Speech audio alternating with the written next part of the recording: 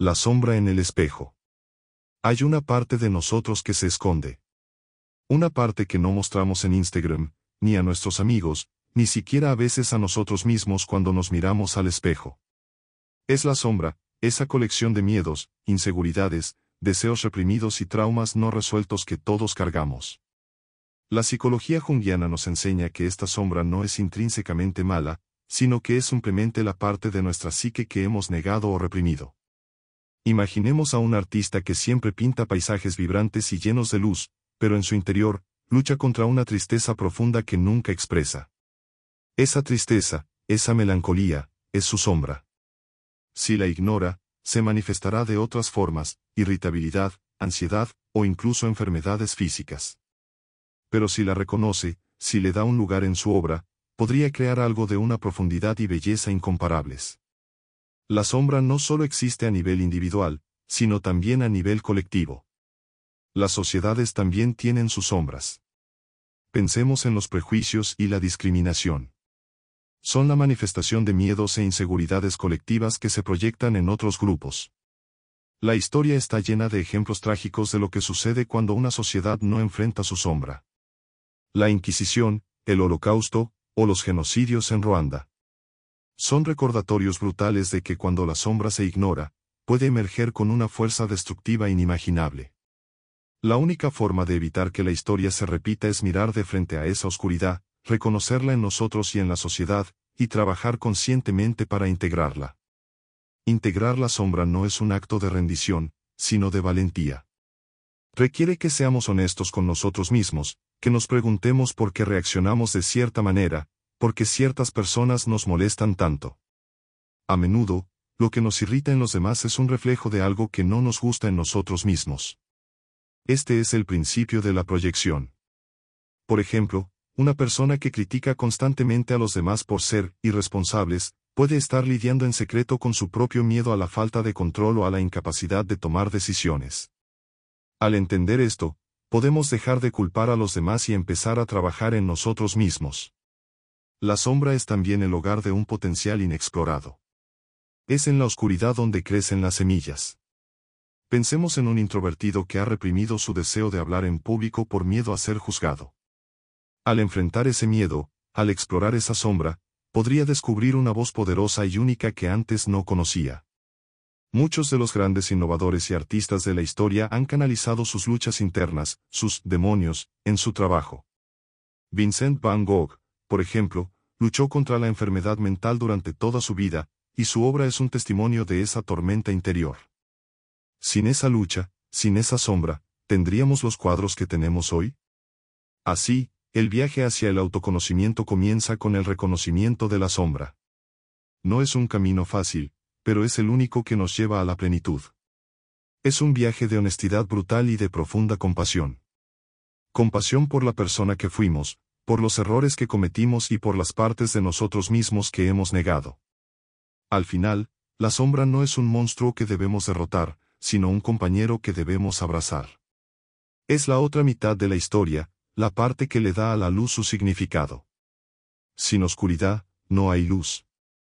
Sin sombra, no hay ser completo. El laberinto del recuerdo. Nuestra memoria no es una biblioteca ordenada. No es un archivo digital donde los recuerdos están guardados de forma inmutable, listos para ser recuperados.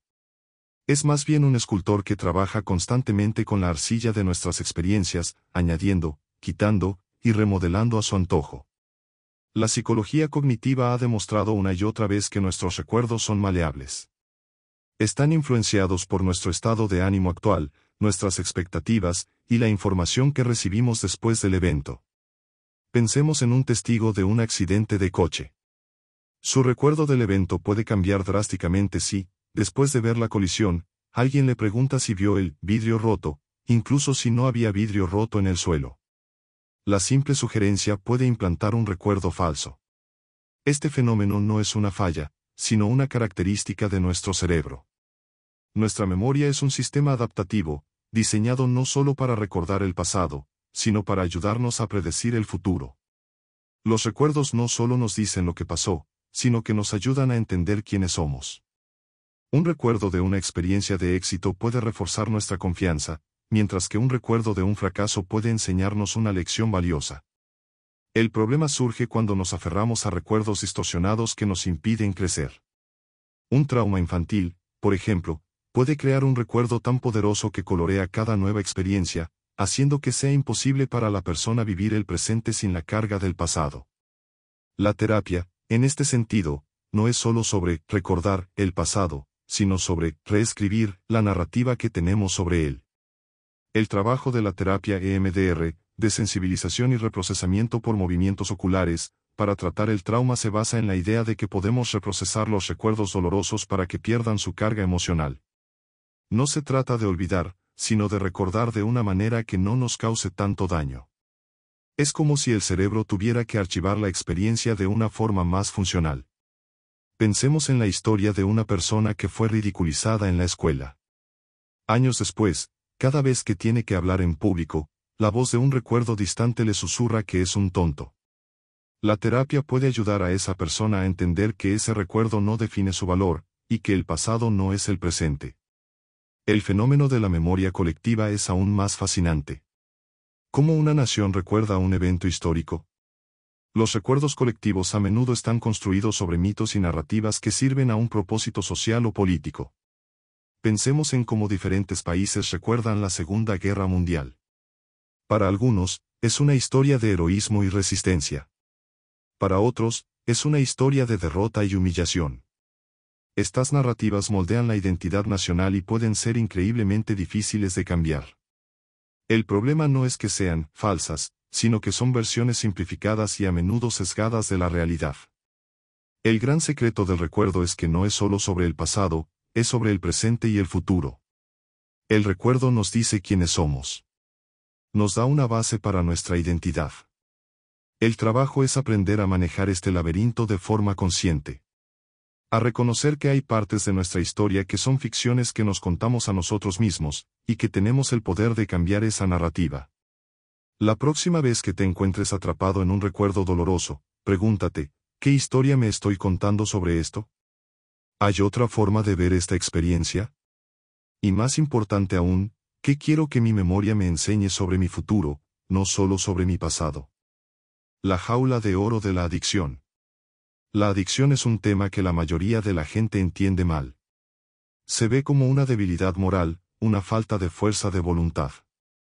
Pero la neurociencia y la psicología nos muestran una imagen mucho más compleja. La adicción es una enfermedad cerebral, una trampa psicológica que nos engaña para que busquemos una recompensa inmediata a un costo altísimo. El núcleo de la adicción no es el objeto de la adicción en sí, ya sea una sustancia, un juego, o las redes sociales. El núcleo es la necesidad desesperada de escapar de una emoción dolorosa, un vacío interior o una sensación de inadecuación. La adicción es el consuelo, el anestésico que nos promete alivio del dolor de la vida. La promesa de la adicción es una mentira.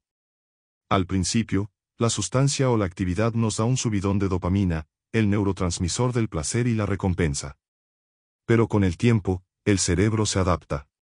Necesita cada vez más de la sustancia para obtener el mismo efecto. Lo que era un placer se convierte en una necesidad. Ya no usamos la sustancia para sentirnos bien, sino para no sentirnos mal. La adicción se convierte en una jaula de oro. Nos da una falsa sensación de seguridad y control, mientras nos quita lentamente nuestra libertad, nuestras relaciones y nuestra salud. Un jugador adicto puede sentir que ha encontrado un sistema para ganar, pero en realidad, el sistema es el que lo está controlando a él. El gran secreto psicológico de la adicción es que no se trata solo del individuo. Es un problema sistémico y relacional. A menudo, la adicción es un síntoma de un problema más profundo en la vida de una persona. Pensemos en un veterano de guerra que usa el alcohol para ahogar los recuerdos de su trauma. O un adolescente que se autolesiona para escapar de la presión académica y social. La adicción no es el problema, es la solución que el cerebro ha encontrado, aunque sea una solución disfuncional. Por eso, el tratamiento para la adicción no puede ser solo sobre dejar de usar. Tiene que ser sobre encontrar y sanar la herida original. La adicción florece en el aislamiento. Es una enfermedad de la soledad. El adicto se aleja de su familia y amigos, se esconde, miente, y se sumerge cada vez más en su mundo. Al hacer esto, pierde lo único que puede salvarlo, la conexión humana. La recuperación no es solo sobre dejar de usar, es sobre volver a conectar. Con uno mismo, con la familia, con una comunidad de personas que entienden la lucha. Por eso, los grupos de apoyo como Alcohólicos Anónimos o Narcóticos Anónimos son tan efectivos. Proporcionan un espacio donde la persona puede ser honesta, ser vista y aceptada, y reconstruir los puentes que la adicción ha quemado. La recuperación es un proceso de luto. Luto por el estilo de vida que se tenía, por la falsa seguridad que la adicción ofrecía, y por el dolor que se evitaba. La recuperación requiere que la persona aprenda a sentir, a procesar las emociones que ha estado evitando. Requiere aprender nuevas habilidades, encontrar nuevas formas de lidiar con el estrés y la ansiedad. La recuperación no es un destino, es un viaje de por vida. El gran secreto de la sanación de la adicción es que la fuerza no está en la voluntad, sino en la vulnerabilidad. En el coraje de pedir ayuda, de admitir que no puedes hacerlo solo, y de permitir que otros te ayuden a encontrar el camino de vuelta a la libertad. El mapa del miedo. El miedo es una emoción primitiva y poderosa. Es la alarma de nuestro cerebro, diseñada para protegernos de un peligro real o percibido. Pero a menudo, el mapa que nuestro miedo usa para navegar la vida no es preciso. Lo que una vez nos protegió, ahora nos limita. Pensemos en una persona que fue mordida por un perro de niña. Ese miedo puede ser útil si la lleva a tener precaución cerca de perros desconocidos. Pero si ese miedo se extiende a todos los perros, incluso a los pequeños cachorros inofensivos, se convierte en una fobia. La fobia es el miedo que ha perdido su propósito. Es un miedo que nos controla, en lugar de protegernos. El miedo tiene un efecto paralizante en nuestras vidas. Nos impide tomar riesgos, nos hace evitar oportunidades, y nos mantiene en una zona de confort que, con el tiempo, se convierte en una prisión. ¿Cuántas personas no han perseguido un sueño por miedo al fracaso? ¿Cuántos no han expresado su amor por miedo al rechazo? El miedo al fracaso, el miedo al rechazo, el miedo al que dirán. Estos miedos no están diseñados para protegernos de un tigre en la jungla. Están diseñados para protegernos de una amenaza social, una amenaza al ego. En el pasado, ser rechazado por la tribu podía significar la muerte. Hoy, significa un golpe a nuestro orgullo. Pero nuestro cerebro no ha evolucionado lo suficiente para distinguir la diferencia. La neurociencia nos muestra cómo funciona el miedo. Cuando el cerebro detecta una amenaza, la amígdala, la región del cerebro responsable del procesamiento emocional, se activa. Esto desencadena una reacción en cadena, el corazón late más rápido, la respiración se acelera, los músculos se tensan. Todo el sistema se prepara para la lucha o la huida. El problema es que esta reacción puede ser desencadenada no solo por una amenaza real, como un coche que se acerca rápidamente, sino también por una amenaza imaginaria, como la posibilidad de fracasar en una presentación. Cuando esto sucede, nuestro sistema nervioso se queda atrapado en un estado de estrés crónico, lo que puede llevar a problemas de salud física y mental. El gran secreto psicológico del miedo es que la única forma de superarlo es confrontándolo. No se trata de eliminar el miedo, sino de aprender a vivir con él. Los estoicos nos enseñan a visualizar nuestros miedos para que pierdan su poder sobre nosotros. Séneca, por ejemplo, sugería que debemos practicar la pobreza y la adversidad en tiempos de abundancia para que el miedo a la pérdida no nos paralice. Hoy, la terapia de exposición es una de las herramientas más efectivas para tratar las fobias. Un terapeuta puede ayudar a una persona con miedo a las arañas a exponerse gradualmente a ellas, primero con imágenes, luego con una araña en una caja, hasta que el miedo pierda su agarre. El miedo no es el enemigo. Es la brújula que nos señala hacia nuestro crecimiento. La valentía no es la ausencia de miedo, sino la acción a pesar del miedo. Cada vez que hacemos algo que nos asusta, estamos reescribiendo el mapa de nuestro cerebro. Le estamos enseñando que la amenaza no es tan grande como pensábamos. Pensemos en un orador que tiene pánico escénico. La primera vez que habla, se siente aterrorizado. La segunda, un poco menos. La tercera, el miedo sigue ahí, pero ya no es paralizante. Eventualmente, el miedo se convierte en una fuente de energía, una señal de que lo que estamos haciendo es importante. El miedo es el guardián de nuestro crecimiento. Y al enfrentarlo, no solo nos liberamos de él, sino que nos volvemos más fuertes. La máscara del ego. El ego es una construcción psicológica. Es la historia que nos contamos a nosotros mismos sobre quiénes somos. Es nuestra identidad, nuestra imagen, nuestra autopercepción. Nos protege y nos da una sensación de estabilidad en un mundo caótico. Pero al mismo tiempo, es la fuente de mucho de nuestro sufrimiento. El ego es la parte de nosotros que se siente amenazada por las críticas, que se compara constantemente con los demás, y que busca validación externa para sentirse valioso. Es la máscara que usamos para enfrentar el mundo. La máscara del ego no es intrínsecamente mala. Nos ayuda a funcionar en la sociedad. Nos da un sentido de propósito y pertenencia.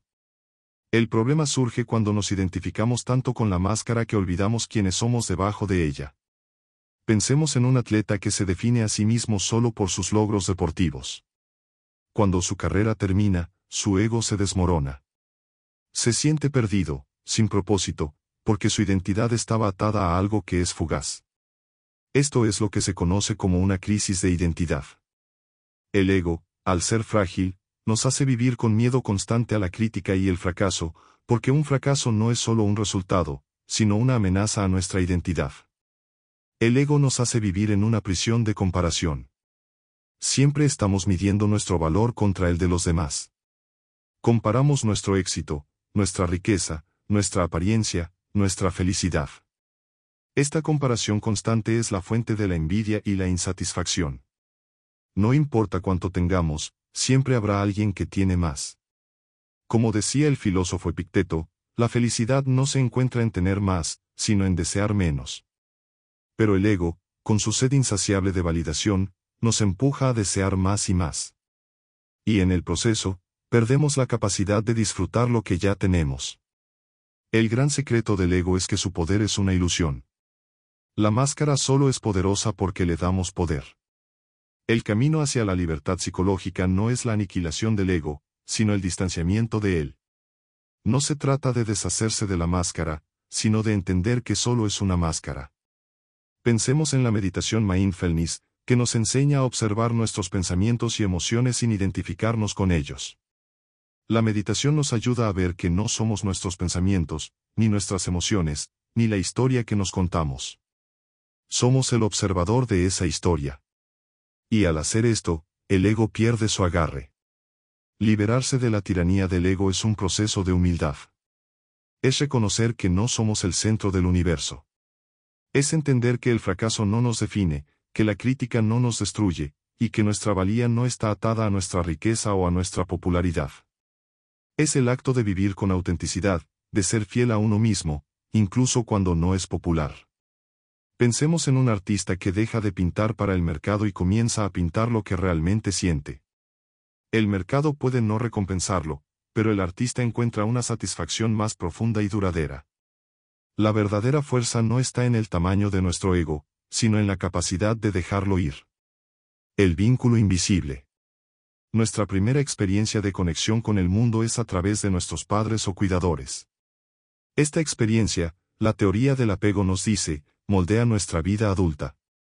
El tipo de vínculo que formamos de niños, ya sea seguro, ansioso o evitativo, se convierte en el modelo para todas nuestras relaciones futuras. Un niño que se siente seguro y amado desarrollará un apego seguro. Confiará en que sus necesidades serán satisfechas, y de adulto, tendrá relaciones sanas y estables. Creerá que el amor es seguro y que las personas son confiables. Pero, ¿qué pasa si el vínculo no es seguro? Un niño con padres inconsistentes, que a veces están disponibles y a veces no, puede desarrollar un apego ansioso. Este niño aprenderá a ser hipervigilante, a buscar constantemente señales de que el amor está a punto de desaparecer. De adulto, esta persona puede ser pegajosa, celosa, y tener miedo al abandono. Puede que se quede en relaciones tóxicas por miedo a estar solo, o que sabotee relaciones sanas porque le parece demasiado bueno para ser verdad. Es la persona que constantemente necesita la validación de su pareja, porque en el fondo, no confía en que el amor es seguro. El otro lado de la moneda es el apego evitativo. Un niño que ha sido rechazado o descuidado por sus cuidadores puede aprender a suprimir sus necesidades emocionales. Aprende que no puede confiar en los demás para que satisfagan sus necesidades. De adulto, esta persona puede ser emocionalmente distante, tener miedo a la intimidad y evitar el compromiso. La persona con apego evitativo valora la independencia por encima de todo.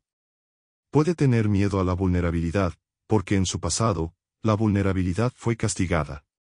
Es la persona que dice, no necesito a nadie, pero en el fondo, anhela la conexión. El gran secreto del vínculo es que nuestros patrones de apego no son nuestro destino. Son solo una lente a través de la cual vemos el mundo. La buena noticia es que, con la conciencia y el trabajo, podemos cambiar la lente. La terapia, especialmente la terapia basada en el apego, puede ayudarnos a entender de dónde vienen nuestros patrones y a sanar las heridas del pasado. El primer paso es reconocer el patrón en nuestras propias relaciones. Por ejemplo, si siempre te encuentras persiguiendo a parejas que son emocionalmente inaccesibles, es posible que tengas un patrón de apego ansioso. Al entender esto, puedes tomar una decisión consciente de cambiar ese patrón. La sanación del vínculo se basa en el principio de que podemos tener experiencias de apego correctivas. Esto significa encontrar relaciones, ya sean de amistad, familiares o de pareja, donde podamos aprender que la conexión es segura, que la vulnerabilidad es aceptada, y que el amor es constante. La clave es la vulnerabilidad. Es en la vulnerabilidad donde se construyen los lazos más profundos. Al arriesgarnos a ser vistos por lo que somos, con nuestros miedos y nuestras imperfecciones, le damos a la otra persona la oportunidad de aceptarnos. Y en esa aceptación, sanamos. La danza de la sincronicidad. A veces, la vida nos presenta coincidencias que parecen demasiado significativas para ser aleatorias. Piensa en el momento en que estabas pensando en un viejo amigo y de repente te encuentras con él en un lugar inesperado. O la vez que te preguntabas sobre un tema específico y el libro perfecto sobre ese tema cayó en tus manos. El psicólogo Carl Jung llamó a este fenómeno sincronicidad. La sincronicidad no es solo una coincidencia. Es una coincidencia significativa, donde dos o más eventos no relacionados causalmente parecen estar conectados. Jung creía que la sincronicidad era una ventana a un orden subyacente del universo. La psicología tradicional puede descartar la sincronicidad como un sesgo de confirmación. Tendemos a notar las cosas que confirman nuestras creencias y a ignorar las que no. Por ejemplo, si crees que los gatos negros traen mala suerte, notarás cada vez que uno se cruce en tu camino y algo malo suceda, pero ignorarás las veces que te cruzas con uno y nada pasa. Esto es una explicación racional y válida, pero, ¿es la única explicación? Jung argumentaba que hay más. Que hay un nivel de la realidad que opera no por causa y efecto, sino por significado. El gran secreto de la sincronicidad es que nos invita a vivir de una manera más consciente y atenta. Nos pide que prestemos atención a las señales del universo. En un mundo dominado por la lógica y la razón, la sincronicidad es un recordatorio de que la intuición y el instinto también tienen su lugar. No se trata de renunciar a la lógica, sino de abrazar la posibilidad de que la vida es más misteriosa de lo que creemos. Pensemos en el caso de un artista que se siente estancado en su trabajo. Un día, está caminando por la calle y ve un grafiti que le da una idea para su próxima obra. ¿Es solo una coincidencia?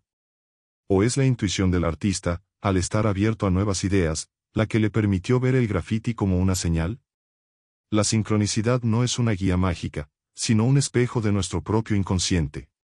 A menudo, cuando experimentamos una sincronicidad, es porque estamos listos para recibir un mensaje. El recuerdo del viejo amigo puede ser una señal de que es hora de reconectar con alguien del pasado. El libro que encontramos puede ser una señal de que es hora de explorar esa nueva idea. La sincronicidad nos empuja hacia el autoconocimiento. Nos dice, presta atención, hay algo aquí para ti. Vivir en sintonía con la sincronicidad significa soltar un poco el control y confiar en el proceso de la vida. Es dejar de forzar las cosas y aprender a fluir. Es reconocer que no siempre podemos tener todas las respuestas, y que a veces, la mejor forma de avanzar es seguir la pista de una corazonada. Al hacerlo, nos abrimos a un mundo de posibilidades, un mundo donde las coincidencias no son solo casualidades, sino invitaciones a la aventura. Es una invitación a vivir la vida como si fuera un poema, en lugar de un problema que hay que resolver. El dolor como maestro. El dolor es inevitable. El sufrimiento es opcional. Esta es una de las verdades más profundas que la psicología puede ofrecernos. A lo largo de la historia, las personas han buscado una vida sin dolor. Pero, ¿es eso realmente lo que queremos? La psicóloga Susan David, en su libro, Agilidad Emocional, argumenta que el dolor no es el enemigo. Es un mensajero. Y al tratar de silenciar al mensajero, perdemos un mensaje crucial sobre lo que realmente importa en nuestras vidas. El dolor nos obliga a detenernos y a mirar hacia adentro. Pensemos en el dolor de una ruptura. Al principio, es insoportable. Pero si nos permitimos sentirlo, si no lo evitamos con distracciones o comportamientos autodestructivos, podemos aprender mucho. El dolor de la ruptura nos puede enseñar sobre nuestras vulnerabilidades, sobre lo que valoramos en una relación, y sobre nuestra capacidad de resiliencia. El dolor de un fracaso en el trabajo nos puede enseñar sobre nuestra pasión, sobre lo que estamos dispuestos a arriesgar, y sobre nuestra capacidad de reinventarnos. El dolor es el fuego que forja nuestro carácter. El problema es que nuestra sociedad está diseñada para evitar el dolor a toda costa. El sentirse bien se ha convertido en una meta en sí misma. Tomamos píldoras para el dolor de cabeza, buscamos entretenimiento constante para no sentirnos aburridos, y evitamos conversaciones difíciles para no sentirnos incómodos. Esta evitación del dolor nos hace emocionalmente frágiles. Cuando algo realmente malo sucede, no tenemos las herramientas para lidiar con ello. Nos desmoronamos. La resiliencia no es la ausencia de dolor, sino la capacidad de recuperarse de él. Y para recuperarse, primero hay que sentir. El gran secreto del dolor es que es la puerta a la compasión. Cuando nos permitimos sentir nuestro propio dolor, se abre la puerta a la empatía por el dolor de los demás. Pensemos en un médico que ha pasado por una enfermedad grave. Su experiencia lo hace un médico más compasivo, más capaz de entender el sufrimiento de sus pacientes. El dolor nos conecta. Nos recuerda que no estamos solos, que todos estamos en el mismo barco. La vulnerabilidad que se requiere para sentir nuestro dolor es la misma vulnerabilidad que se requiere para conectarse con otro ser humano a un nivel profundo. El camino hacia la sanación no es un camino para eliminar el dolor, sino para transformarlo. Es un proceso de darle significado a nuestro sufrimiento. El psiquiatra Viktor Frankl, sobreviviente del Holocausto, escribió que la búsqueda de significado es el motor de la vida. Frankl encontró significado en el sufrimiento. Creía que incluso en las situaciones más horribles, el ser humano tiene la libertad de elegir su actitud. Podemos elegir ser víctimas de nuestras circunstancias, o podemos elegir encontrar un significado y una lección en ellas. El dolor es un maestro severo, pero sabio. Y si le prestamos atención, puede enseñarnos las lecciones más importantes de nuestra vida. El poder de la narrativa. Somos seres que contamos historias. Desde la cueva más antigua hasta el último video de YouTube, nuestra mente está diseñada para crear narrativas.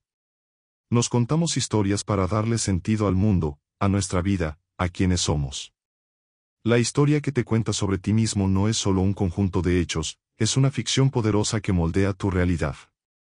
Si te cuentas la historia de que eres un fracasado, tu cerebro buscará evidencia para confirmar esa historia, y tu vida se convertirá en un reflejo de esa creencia.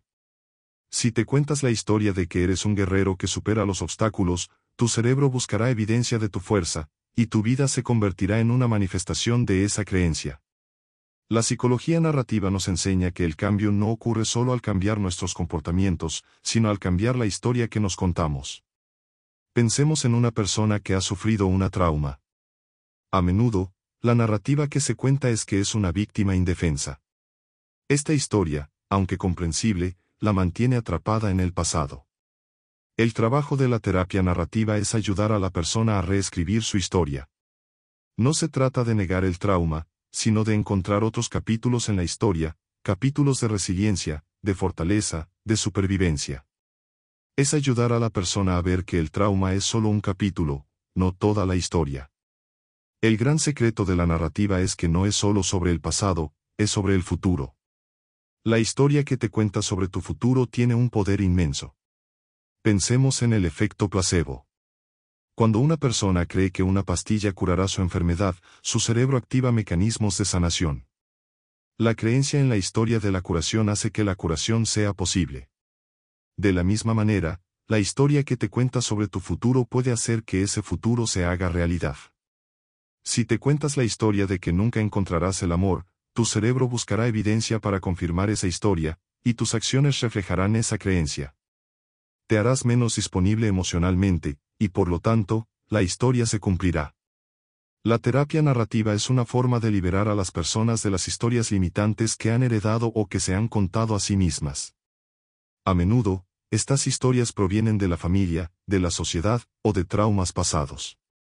Por ejemplo, una persona puede haber crecido en un hogar donde el dinero era escaso y le contaron la historia de que el dinero no crece en los árboles. De adulto, esta persona puede tener un miedo subconsciente a la abundancia, y sabotear sus propias oportunidades de éxito. El trabajo de la terapia es ayudar a esa persona a reconocer que esa historia no es suya, y que puede elegir una historia diferente, una historia de abundancia y de merecimiento. El poder de la narrativa es el poder de la autocreación. Somos tanto los autores como los personajes de nuestras propias historias. La clave es ser un autor consciente. Es reconocer que tenemos el poder de editar, de reescribir, y de crear nuevos capítulos en cualquier momento. La vida no es una película que solo podemos ver, es un guión que podemos reescribir. Y el primer paso para reescribir el guión de tu vida es reconocer que la historia que te cuentas es solo eso, una historia. Y que la historia que te cuentas en este momento no tiene por qué ser la historia de mañana. La ilusión del control. Vivimos en una cultura obsesionada con el control. Creemos que si trabajamos lo suficiente, planificamos lo suficiente y nos preocupamos lo suficiente, podemos controlar el resultado de nuestra vida. Pero el control es una ilusión. La vida es caótica, impredecible y está llena de variables que están fuera de nuestro control. El psicólogo Stephen Hayes, creador de la terapia de aceptación y compromiso, ACT, argumenta que el intento de controlar nuestras emociones y pensamientos es la fuente de mucho de nuestro sufrimiento. Cuanto más intentamos controlar algo, más nos persigue. Pensemos en el ejemplo de un insomne. Cuanto más intenta forzarse a dormir, más se despierta. La ansiedad sobre no poder dormir se convierte en el obstáculo más grande para dormir. O pensemos en la persona con ansiedad social que intenta controlar sus pensamientos de miedo. Cuanto más intenta suprimir esos pensamientos, más fuertes se vuelven. Es el principio de la bola de nieve. El miedo a tener miedo se convierte en el miedo más grande. La ACT nos enseña que el camino hacia la paz no es el control, sino la aceptación. La aceptación no es resignación. No es decir, me rindo, no hay nada que pueda hacer. La aceptación es el reconocimiento honesto de lo que está sucediendo en el presente. Es decir, estoy sintiendo ansiedad, y eso está bien. Es crear un espacio para las emociones difíciles en lugar de luchar contra ellas. Cuando dejas de luchar contra la ansiedad, se suaviza. Cuando dejas de luchar contra la tristeza, se convierte en melancolía. La aceptación nos da la libertad de actuar, no desde el control, sino desde el valor. El gran secreto del control es que la única cosa que podemos controlar es nuestra respuesta. No podemos controlar si llueve mañana, pero podemos controlar si dejamos que la lluvia arruine nuestro día. No podemos controlar si alguien nos critica, pero podemos controlar si dejamos que esa crítica defina nuestro valor. La filosofía estoica, en particular, nos recuerda que el único poder que tenemos es sobre nuestros propios pensamientos y acciones. El resto está fuera de nuestro control. Y al soltar lo que no podemos controlar, nos liberamos. El camino hacia la libertad es el camino hacia la vulnerabilidad. Es el camino hacia la rendición. Rendirnos a lo que es. Es el acto de decir, la vida es así en este momento, y está bien. Esto no significa que no debamos esforzarnos por mejorar. Significa que debemos esforzarnos por mejorar con un sentido de calma, no de desesperación. Es el acto de sembrar la semilla, de cuidar la planta, pero de aceptar que no podemos controlar si la semilla germina o si un pájaro se come las flores. Y en esa rendición, hay una paz que el control nunca podría ofrecer. La lente de la gratitud. Nuestra mente tiene un sesgo innato hacia lo negativo. Es una reliquia de nuestros ancestros, que tenían que estar atentos a las amenazas para sobrevivir. Nuestro cerebro es como un detector de humo ultrasensible. Detecta el más mínimo indicio de peligro o de problema. El problema es que en la vida moderna, esta sensibilidad nos hace ver lo que está mal, en lugar de lo que está bien. Nos obsesionamos con el problema en el trabajo, pero damos por sentado la salud de nuestros hijos. Nos quejamos de la fila en el supermercado, pero olvidamos que vivimos en un mundo de abundancia. La gratitud no es solo una emoción, es una práctica. Es una disciplina psicológica que nos enseña a reentrenar nuestra mente para ver lo que está bien. No se trata de ignorar los problemas, sino de equilibrar nuestra visión. La investigación ha demostrado que la gratitud puede tener un impacto profundo en nuestro bienestar. Las personas que practican la gratitud regularmente son más felices, más optimistas, y tienen relaciones más saludables. La gratitud no es un pensamiento positivo, vacío. Es un reconocimiento de la complejidad y la belleza de la vida, incluso en medio del dolor. El gran secreto de la gratitud es que no es una reacción a la felicidad, sino la causa de ella. No esperamos a ser felices para estar agradecidos, nos volvemos agradecidos para ser felices. Es un cambio de perspectiva.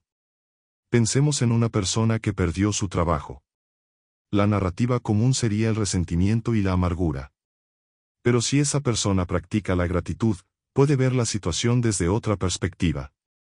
Puede estar agradecido por las lecciones que aprendió en ese trabajo, por la oportunidad de reinventarse, o por el apoyo de su familia. El problema sigue siendo un problema, pero la perspectiva lo ha transformado de un obstáculo a una oportunidad. La práctica de la gratitud puede ser tan simple como escribir en un diario 5 cosas por las que estamos agradecidos cada día. O puede ser más profunda, como tomar un momento para reflexionar sobre las personas que han hecho una diferencia en nuestras vidas. La gratitud nos conecta. Nos recuerda que no estamos solos, que somos el producto de las incontables bendiciones y actos de amabilidad de otras personas. Pensemos en un simple café. No solo es el grano de café.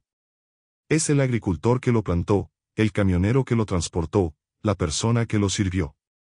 La gratitud nos hace ver el mundo como una red de interconexiones, no como un conjunto de eventos aislados. El camino hacia una vida más rica no es el camino hacia tener más, sino el camino hacia la apreciación de lo que ya tenemos. Es un camino hacia la abundancia. Es el reconocimiento de que la vida, con toda su dificultad, es un regalo. Y al tratar la vida como un regalo, la vivimos de una manera más sagrada. La gratitud nos saca de la jaula del ego, de la comparación y la envidia, y nos lleva a un lugar de paz y contento. Es la lente a través de la cual podemos ver la belleza que ya existe, pero que a menudo pasamos por alto. El poder del silencio. Vivimos en un mundo ruidoso. El sonido de los teléfonos, el constante flujo de información, la música de fondo en cada restaurante, el ruido blanco de nuestras propias mentes. Hemos perdido la capacidad de estar en silencio. Pero el silencio es donde reside la sabiduría. Es donde podemos escuchar nuestra voz interior, esa voz que es silenciada por el ruido del mundo. El silencio no es la ausencia de sonido, es la presencia de la conciencia. Es el espacio entre los pensamientos, donde la intuición puede florecer y la verdad puede emerger.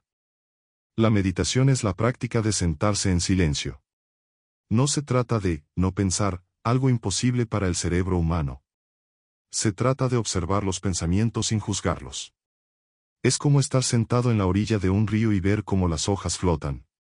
Las hojas son los pensamientos. Si intentas agarrarlas, te arrastran. Pero si simplemente las observas pasar, te das cuenta de que tú no eres las hojas. Y en esa observación, en ese silencio interior, hay una profunda paz. La meditación nos enseña que el ruido del mundo no tiene que ser nuestro ruido interior. El gran secreto del silencio es que nos conecta con nuestra intuición. La intuición es un tipo de conocimiento que no es lógico ni racional. Es un conocimiento que simplemente sentimos. En la psicología, se le conoce como el inconsciente colectivo de Jung o el sentido visceral. Es la corazonada que te dice que algo no está bien, incluso si no puedes explicar por qué. En un mundo que valora el razonamiento lógico por encima de todo, hemos perdido la conexión con nuestra intuición. Hemos perdido la capacidad de confiar en nuestros instintos. El silencio nos da el espacio para escuchar esa voz.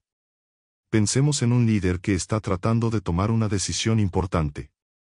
Si está constantemente rodeado de asesores y datos, puede que se pierda en el ruido y pierda la visión.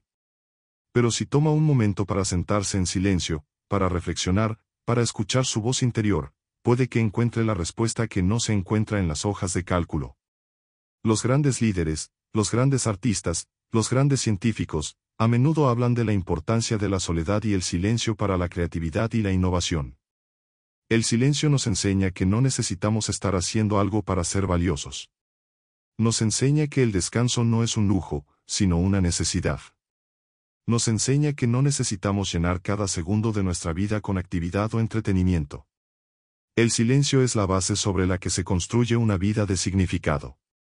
Es el lienzo en blanco sobre el que se pinta la obra de nuestra vida.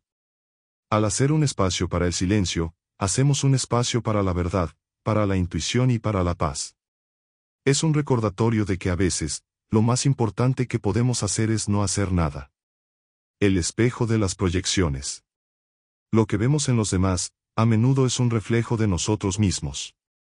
Este es el principio de la proyección, un mecanismo de defensa psicológico. Cuando vemos a alguien que nos irrita o que admiramos profundamente, es probable que estemos viendo una parte de nosotros mismos que hemos reprimido o que aún no hemos reconocido. Pensemos en el caso de un hombre que critica constantemente a los demás por ser débiles. En el fondo, este hombre puede tener un miedo subconsciente a su propia vulnerabilidad. Al proyectar su miedo en los demás, puede distanciarse de él. No soy yo el que es débil, se dice a sí mismo, son ellos. La proyección también funciona con los aspectos positivos. Cuando admiramos a una persona, a menudo es porque vemos en ella una cualidad que deseamos tener, o una cualidad que ya tenemos pero que no hemos reconocido. Por ejemplo, si admiras la valentía de alguien, es probable que la valentía sea una cualidad que ya tienes en ti, pero que tal vez no has tenido la oportunidad de expresar. O, si envidias la riqueza de alguien, es probable que tu envidia sea un reflejo de tu propio deseo de abundancia, y de las creencias limitantes que te impiden tenerla. El gran secreto de la proyección es que las relaciones son espejos.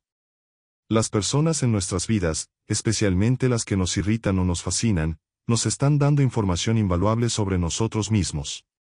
Si te encuentras constantemente en conflicto con una persona, pregúntate, ¿qué de esta persona me está activando? ¿Qué parte de mí está siendo reflejada? Al hacer esta pregunta, te sales del juego de la culpa y entras en el juego de la autoconciencia. Y en la autoconciencia, hay la posibilidad de crecimiento. La proyección también puede ser un obstáculo para la intimidad.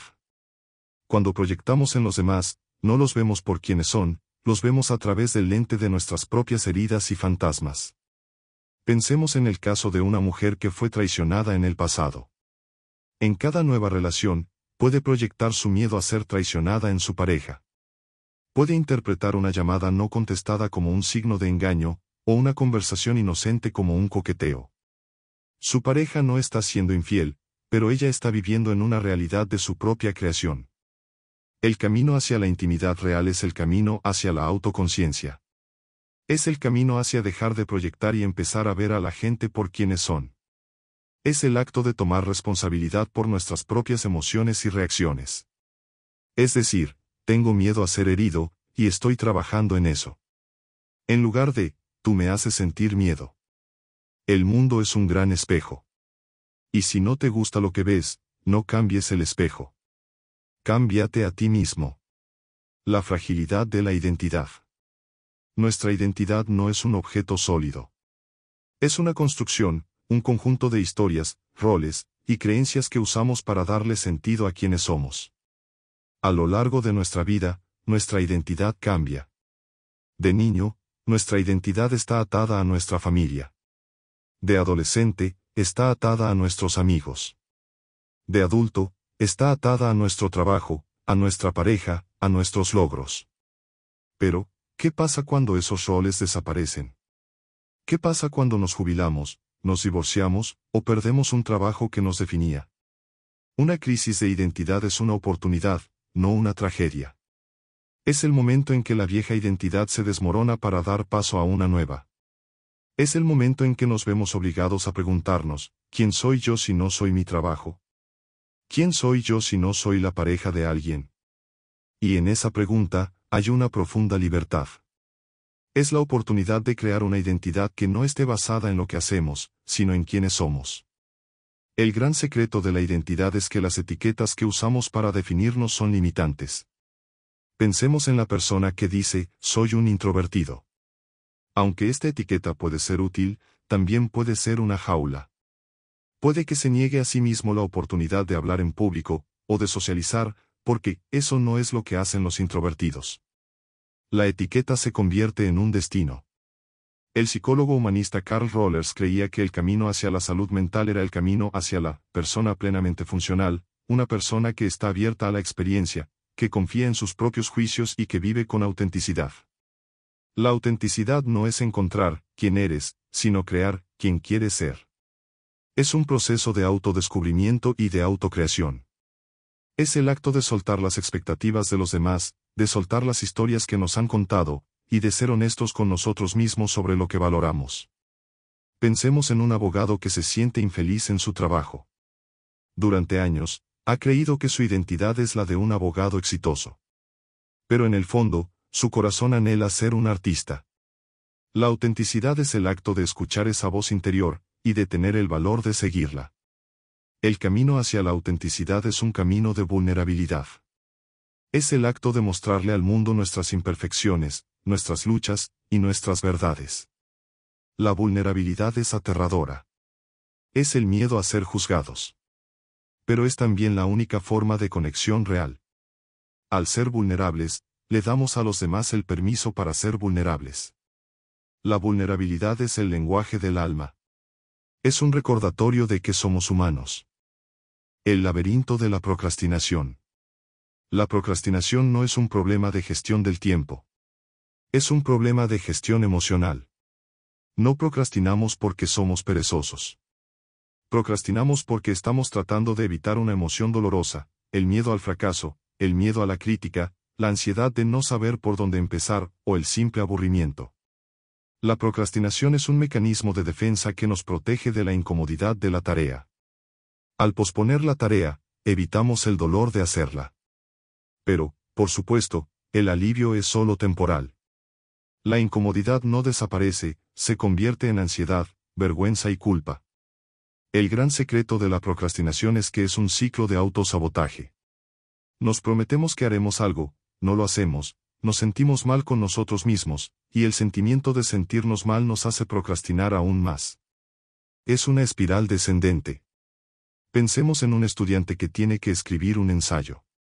El miedo a no ser lo suficientemente bueno lo paraliza. En lugar de empezar, se distrae con las redes sociales. A medida que se acerca la fecha límite, la ansiedad aumenta. El resultado es un trabajo mediocre y un sentimiento de fracaso. La psicología detrás de la procrastinación es compleja. A menudo, está enraizada en la creencia de que nuestro valor está atado a nuestro rendimiento. Si fracasamos, somos un fracaso. Y para protegernos de esa posibilidad, evitamos la tarea por completo. La procrastinación es el acto de decir, si no lo intento, no puedo fracasar. El problema es que al no intentarlo, ya hemos fracasado. El camino para romper el ciclo de la procrastinación es un camino de autocompasión. Es el acto de reconocer que no somos perfectos, que vamos a cometer errores, y que está bien. La autocompasión nos libera del miedo al fracaso. Nos permite tomar riesgos, porque sabemos que, incluso si fracasamos, nos aceptamos. La autocompasión es el antídoto al autosabotaje. El camino para superar la procrastinación no es la disciplina, sino el perdón. Es el acto de perdonarnos por haber procrastinado en el pasado, y de empezar de nuevo, en este momento. El camino para superar la procrastinación no es el perfeccionismo, sino el progreso. Es el acto de tomar la tarea más grande y dividirla en pasos tan pequeños que no se sientan abrumadores. Es el acto de decir, no tengo que escribir el ensayo entero, solo tengo que escribir la primera oración.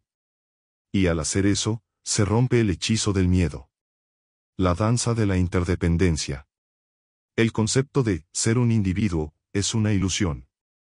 La psicología del desarrollo nos enseña que no somos seres aislados. Somos seres relacionales. Nuestra identidad, nuestro bienestar, nuestro sentido de propósito, todo está entrelazado con las personas en nuestras vidas. La felicidad no se encuentra en el aislamiento, sino en la conexión. La investigación ha demostrado una y otra vez que las personas con fuertes lazos sociales son más felices, más sanas, y viven más tiempo. La interdependencia no es dependencia. La dependencia es cuando te pierdes a ti mismo en el otro. Es cuando tu felicidad está completamente atada a la felicidad de otra persona. La interdependencia es cuando eres un ser completo, pero eliges estar en una relación con otro ser completo. Es la danza de dos personas que se apoyan y se enriquecen mutuamente, pero que no se necesitan para ser completos. El gran secreto de la interdependencia es que es un acto de vulnerabilidad. Para conectarse con otro ser humano a un nivel profundo, tenemos que ser vulnerables. Tenemos que tener el coraje de mostrarles nuestras imperfecciones, nuestras luchas, y nuestros miedos. Y en esa vulnerabilidad, se crea la intimidad. Pensemos en el caso de dos amigos. Uno de ellos le confía un secreto profundo al otro. En ese acto de confianza, el vínculo entre ellos se fortalece. La vulnerabilidad es el cemento de la relación. El problema es que nuestra cultura promueve la independencia por encima de la interdependencia. Nos dicen que tenemos que ser fuertes, que tenemos que ser autosuficientes. Y en ese mensaje, perdemos la conexión. Nos volvemos reacios a pedir ayuda, a expresar nuestras necesidades, a mostrar nuestra debilidad.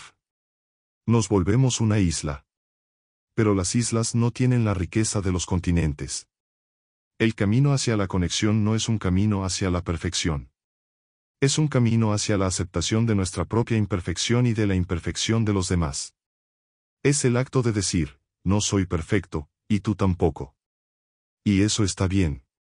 Es el acto de perdonar, de escuchar, de estar presente para los demás.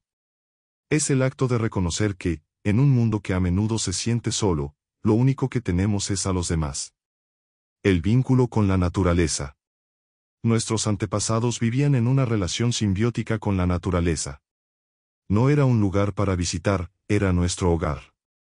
Hoy, la mayoría de nosotros vivimos en un mundo de cemento y acero. Hemos perdido la conexión con el mundo natural.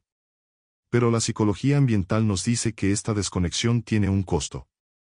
La exposición a la naturaleza tiene un impacto profundo en nuestra salud mental. Reduce el estrés, mejora el estado de ánimo, y aumenta la sensación de bienestar. La naturaleza no es solo un lugar, es un sanador. El gran secreto de la naturaleza es que nos conecta con algo más grande que nosotros mismos. En un mundo obsesionado con el ego y el individualismo, la naturaleza nos recuerda que somos solo una pequeña parte de un ecosistema vasto y complejo. Al estar en la naturaleza, el ego se disuelve. Los problemas que parecían tan grandes en la ciudad se vuelven insignificantes frente a la inmensidad del océano o la majestuosidad de una montaña. La naturaleza nos enseña sobre el ciclo de la vida. Nos enseña sobre el nacimiento y la muerte, sobre la renovación y la decadencia. Pensemos en un árbol. En otoño, sus hojas caen. Podría parecer una muerte, pero es solo el primer paso en el proceso de la vida. Las hojas muertas nutren el suelo para el nuevo crecimiento. La naturaleza nos enseña que el dolor y el sufrimiento son una parte natural del ciclo de la vida, y que la decadencia es solo un preludio para el renacimiento. El camino para reconectarse con la naturaleza no es complejo. No necesitas ir a una jungla remota. Puedes simplemente sentarte en un parque y observar el movimiento de las hojas. Puedes caminar por tu barrio y prestar atención a los pájaros que cantan. Puedes cultivar una planta en tu apartamento. Es el acto de estar presente. Es el acto de soltar el teléfono y de abrir los sentidos. Es el acto de respirar el aire fresco y de sentir el sol en la piel. La naturaleza es un espejo. Refleja nuestro estado interior. Si estamos estresados y ansiosos, la naturaleza puede reflejar esa agitación. Pero si estamos en calma y en paz, la naturaleza nos lo devolverá con una profunda serenidad. La naturaleza es la terapeuta que no cobra. Y al pasar tiempo en ella, no solo sanamos, sino que nos recordamos que somos una parte de algo más grande, algo sagrado. La autonomía del perdón. El perdón no es olvidar. No es justificar el mal comportamiento. El perdón es un acto de autoliberación. Es el acto de soltar el dolor, la ira y el resentimiento que te están consumiendo. Cuando no perdonas a alguien, la persona a la que le has negado el perdón no se ve afectada. Eres tú el que está atrapado en la jaula de la ira. El perdón es la llave que te libera de la prisión del pasado. La psicología ha demostrado que el perdón tiene un impacto profundo en nuestro bienestar. Las personas que perdonan tienen menos estrés, menos ansiedad, y relaciones más saludables. El perdón es un acto de amor propio. Es el acto de decir, valoro mi paz mental por encima de mi derecho a estar enojado. Y en ese acto, se libera una energía que estaba siendo consumida por el resentimiento. El gran secreto del perdón es que es un regalo que te das a ti mismo. Es un regalo que te da la libertad de seguir adelante. Pensemos en una persona que ha sido traicionada por un amigo. Si no perdona, cada vez que piensa en esa traición, el dolor regresa. Y el dolor se convierte en una herida abierta que nunca sana. Pero si perdona, el dolor no desaparece, pero se transforma en una cicatriz. Una cicatriz es un recordatorio de que fuiste herido, pero de que has sanado. El perdón no es un evento. Es un proceso. Es un viaje. Es un proceso de duelo. Es el acto de reconocer el dolor, de sentirlo, y luego de soltarlo. Y el proceso puede tomar años. No tienes que perdonar de la noche a la mañana. Puedes perdonar en pequeños actos. El primer paso puede ser dejar de pensar en la persona que te hirió. El segundo paso puede ser escribirle una carta que nunca envías, expresando tu dolor. El tercer paso puede ser simplemente decir en silencio, te perdono. El perdón no es para la otra persona. Es para ti. El perdón es el acto de soltar la carga de la ira. Es el acto de decir, no voy a dejar que lo que hiciste me defina. Es el acto de recuperar tu poder. Porque cuando no perdonas, la persona que te hirió tiene el poder de controlar tus emociones. El perdón te devuelve ese poder. Y al hacer eso, te liberas. El mapa de la creatividad. La creatividad no es un don reservado para unos pocos. Es una función del cerebro, una forma de pensar, una forma de vivir. La creatividad es la capacidad de ver conexiones donde otros no las ven. Es la capacidad de tomar dos ideas no relacionadas y unirlas para crear algo nuevo. Pensemos en Steve Jobs, que tomó la caligrafía y la tecnología para crear la tipografía que se encuentra en las computadoras de Apple. Esa es la creatividad. La creatividad no es la ausencia de disciplina. La creatividad sin disciplina es solo un hobby. La creatividad con disciplina es una obra de arte. La disciplina nos da la estructura, la base, sobre la que la creatividad puede florecer. Pensemos en un escritor. La creatividad es tener una idea para una historia. La disciplina es sentarse a escribir todos los días, incluso cuando no te sientes inspirado. La disciplina es el jardín. La creatividad es la flor. El gran secreto de la creatividad es que es el enemigo del perfeccionismo.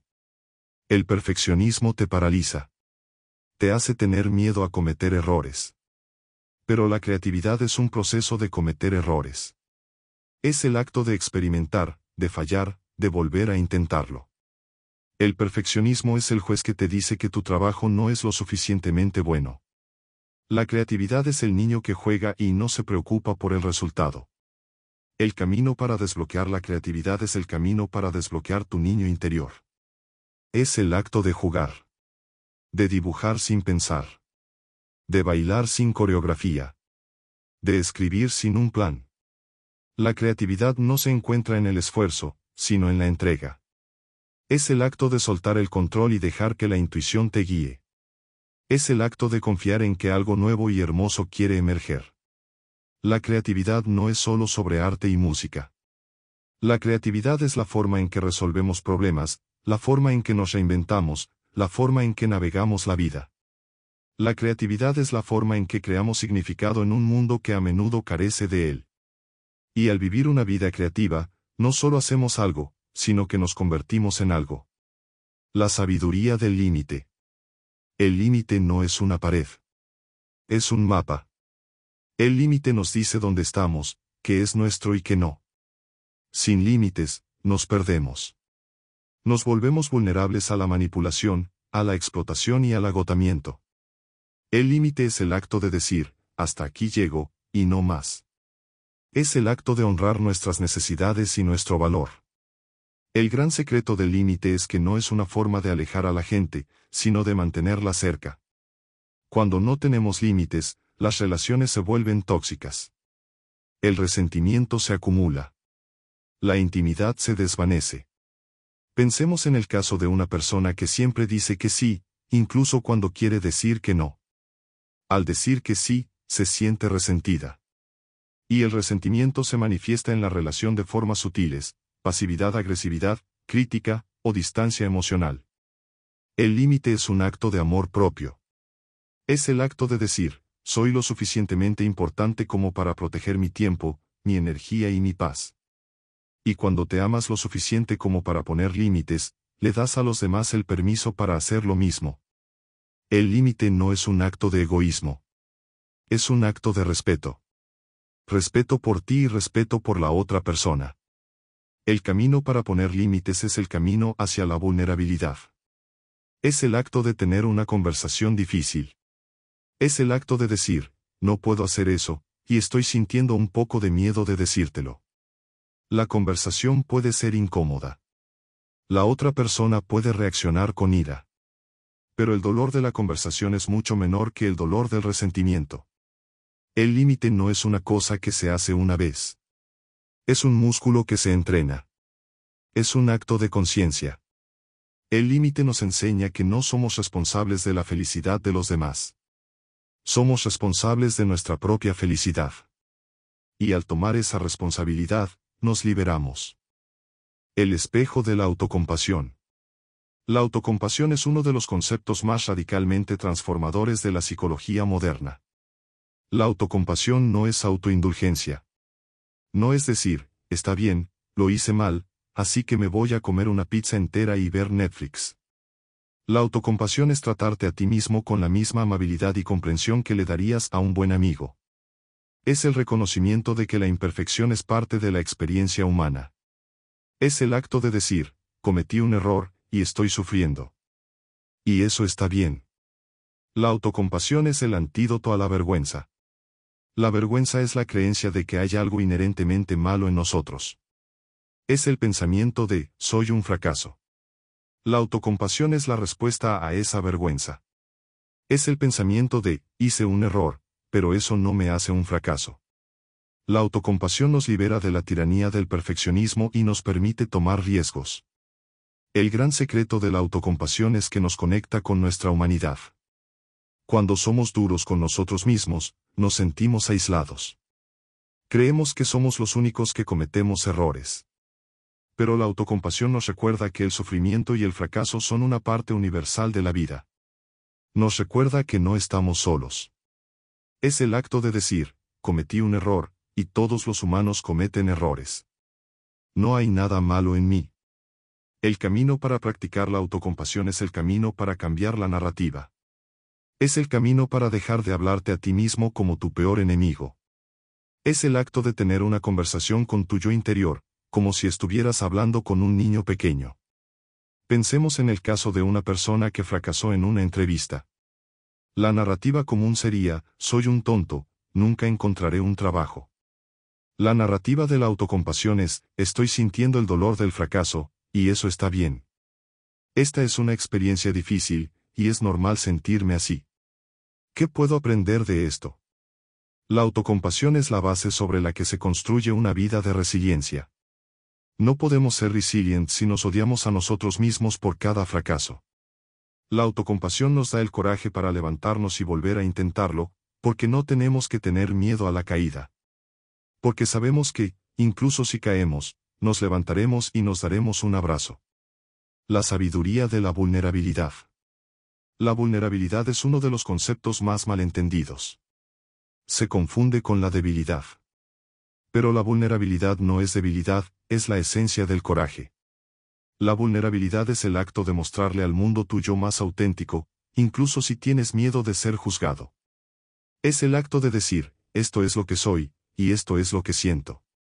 Es el acto de tener una conversación difícil, de pedir ayuda, de expresar amor. La psicóloga Brené Brown ha dedicado su carrera a estudiar la vulnerabilidad y la vergüenza. Su investigación ha demostrado que la vulnerabilidad es el camino a la conexión, a la creatividad, y a una vida de significado. No podemos tener conexión sin vulnerabilidad. No podemos tener creatividad sin el miedo a ser juzgados. No podemos tener significado sin el riesgo del fracaso. El gran secreto de la vulnerabilidad es que nos conecta con los demás. Cuando somos vulnerables, le damos a los demás el permiso para ser vulnerables. Pensemos en el caso de un líder que admite haber cometido un error. En ese acto de vulnerabilidad, el líder no pierde respeto, gana confianza. La gente no sigue a líderes perfectos, la gente sigue a líderes humanos. El camino hacia la vulnerabilidad es el camino hacia la autoaceptación. Es el acto de reconocer que no somos perfectos, que vamos a cometer errores, y que está bien. Es el acto de soltar la máscara de la perfección y de vivir con autenticidad. La vulnerabilidad no es un destino. Es un viaje de por vida. Es una práctica de vivir con coraje. El riesgo de la vulnerabilidad es el riesgo del rechazo. Cuando nos mostramos, existe la posibilidad de que alguien diga, no me gusta lo que veo. Pero el riesgo de no ser vulnerable es mucho mayor. Es el riesgo de vivir una vida sin conexión, sin amor, y sin significado. La vulnerabilidad es el camino a la vida que realmente queremos vivir. El ciclo de la resiliencia. La resiliencia no es la ausencia de dolor. La resiliencia es la capacidad de recuperarse del dolor. Es la capacidad de doblarse sin romperse. La resiliencia no es algo que se tiene, es algo que se construye. Es un músculo que se entrena. Y se entrena en la adversidad. Pensemos en el caso de una persona que ha superado una enfermedad grave. No es que no haya sufrido. Es que ha encontrado la fuerza para seguir adelante, a pesar del sufrimiento. El gran secreto de la resiliencia es que no se encuentra en el control, sino en la aceptación. No podemos controlar lo que nos pasa, pero podemos controlar cómo respondemos. La terapia de aceptación y compromiso nos enseña a aceptar el dolor, a sentirlo, y luego a seguir adelante con un sentido de propósito. Es el acto de decir, sí, esto es doloroso, pero, ¿qué puedo hacer ahora? La resiliencia se construye en la conexión. No podemos ser resilient solos. Necesitamos el apoyo de los demás. La investigación ha demostrado que las personas con fuertes lazos sociales son más capaces de recuperarse de la adversidad. Cuando estamos en el dolor, a menudo nos aislamos. Pero el camino para sanar es el camino para conectar. El camino para construir la resiliencia es el camino para encontrar el significado en el sufrimiento. El psiquiatra Viktor Frankl, sobreviviente del Holocausto, creía que la búsqueda de significado es el motor de la vida. Frankl encontró significado en el sufrimiento. Creía que incluso en las situaciones más horribles, el ser humano tiene la libertad de elegir su actitud. Podemos elegir ser víctimas de nuestras circunstancias, o podemos elegir encontrar un significado y una lección en ellas. La resiliencia no es una virtud. Es una forma de vivir. Es el acto de levantarse después de caer, de seguir adelante cuando no quieres. Es el acto de creer en ti mismo, incluso cuando no tienes evidencia. La resiliencia es la prueba de que, incluso en la oscuridad, la luz de la esperanza nunca se extingue. El ancla del propósito. El propósito es lo que le da sentido a nuestra vida. Es la razón por la que nos levantamos por la mañana. No es algo que se encuentra, es algo que se construye. El propósito no es un destino, es un viaje. Es el acto de tomar nuestras pasiones, nuestros talentos, y nuestros valores, y usarlos para servir a algo más grande que nosotros mismos. La psicología positiva ha demostrado que las personas con un sentido de propósito son más felices, más sanas, y viven más tiempo. El propósito nos da un sentido de dirección. Nos ayuda a navegar la vida con un sentido de significado, incluso en medio de la adversidad. Pensemos en un médico que trabaja en una zona de guerra. El trabajo es difícil, el peligro es real, pero el propósito de ayudar a los demás lo mantiene. El propósito es el ancla que nos mantiene a flote en la tormenta. El gran secreto del propósito es que no es una gran cosa. No tienes que salvar el mundo. Tu propósito puede ser tan simple como ser un buen amigo, un buen padre, o un buen vecino. El propósito se encuentra en los pequeños actos. Se encuentra en el acto de escuchar a alguien que está sufriendo, de ayudar a alguien que lo necesita, de hacer algo que te apasione. El camino para encontrar el propósito es el camino para conocerse a uno mismo. Es el acto de preguntarse, ¿qué es lo que me da energía? ¿Qué es lo que me apasiona? ¿Qué es lo que me duele del mundo? Y luego, encontrar una manera de usar esas respuestas para servir a los demás. El propósito no es un acto de egoísmo. Es un acto de generosidad. El propósito no es algo que se encuentra, es algo que se cultiva. Es un jardín que se cuida. Y se cuida con el tiempo, con el esfuerzo y con la intención.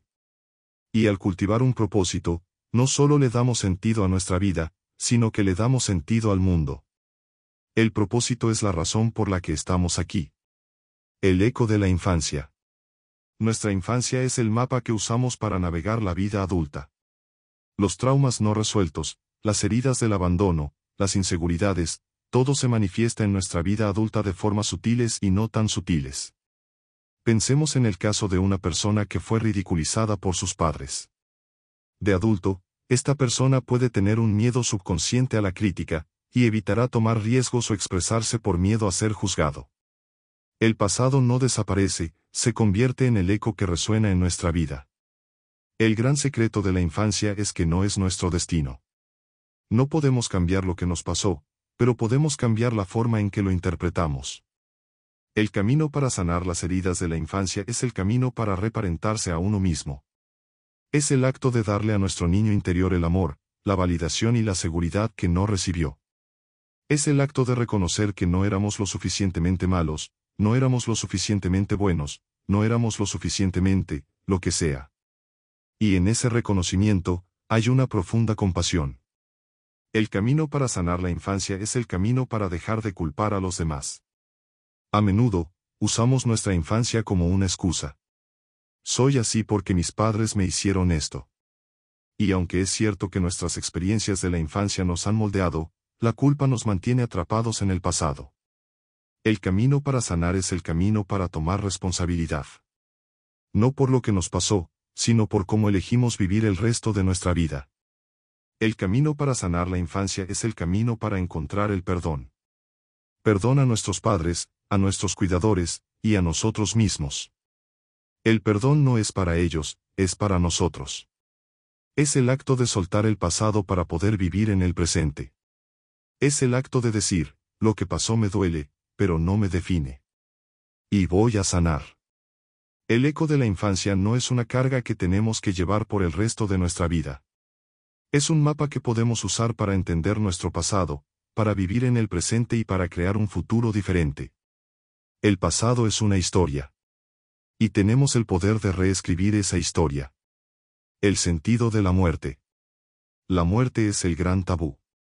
La mayoría de nosotros vivimos como si fuéramos inmortales, como si la vida fuera a durar para siempre. Pero la muerte es la única certeza. Y la psicología existencial nos enseña que el miedo a la muerte es la fuente de mucha de nuestra ansiedad.